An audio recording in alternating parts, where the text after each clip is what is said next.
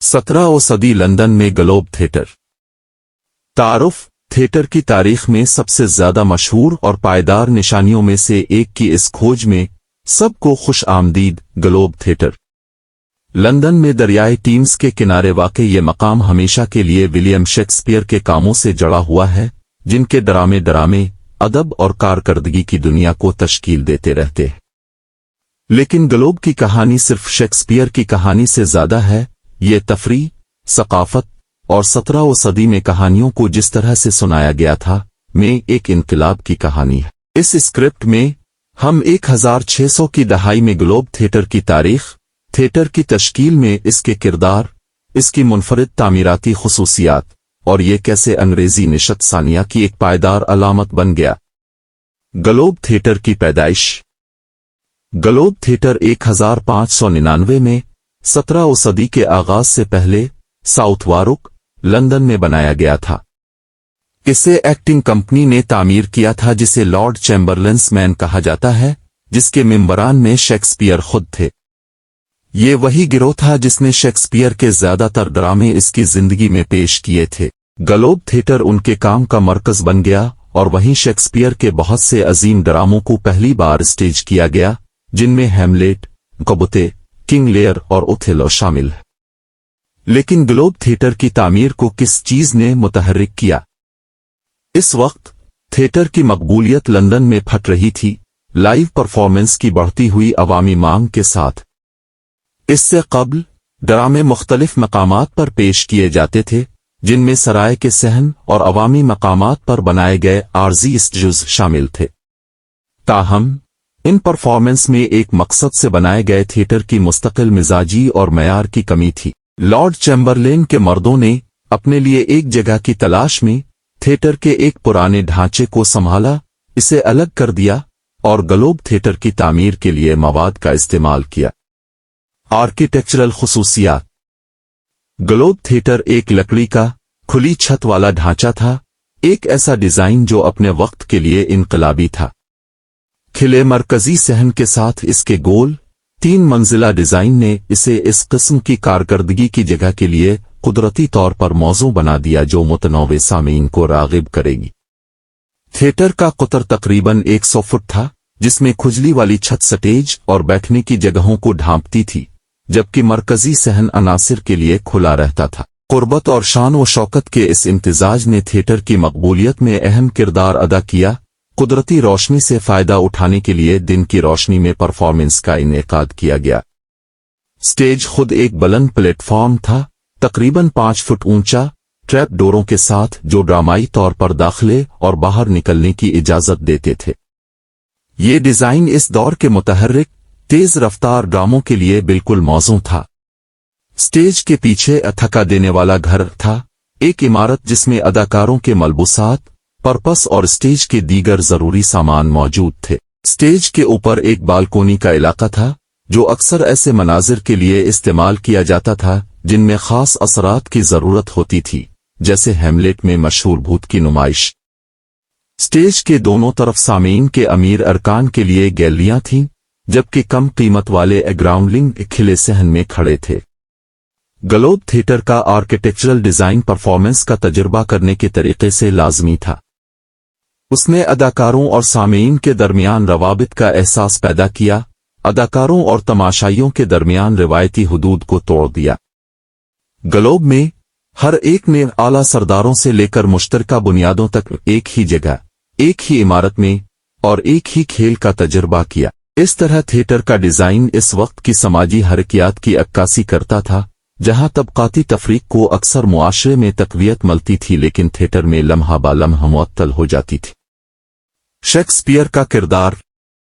तारीख का सबसे मशहूर ड्रामा निगार विलियम शेक्सपियर न सिर्फ एक मुसन्निफ था, बल्कि लॉर्ड चैम्बरलेन्स मैन में एक अदाकार और शेयर होल्डर भी था।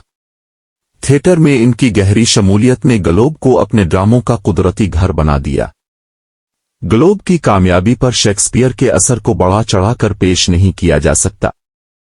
उसने इंटरप्राइज के माली और फनकाराना दोनों पहलुओं में अहम किरदार अदा किया।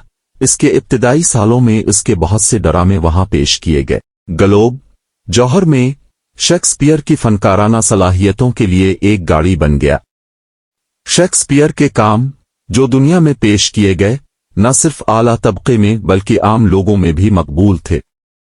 इसकी मोहब्बत, ताकत, धोखाधड़ी और अज़ाइम की कहानियां समाजी हैसियत से बालातर हैं और ग्लोब ने एक ऐसी जगह फराहम की जहां मुआशरे के तमाम अफराद इकट्ठे होकर थिएटर की तब्दीली की ताकत का मुशाहिदा कर सकें।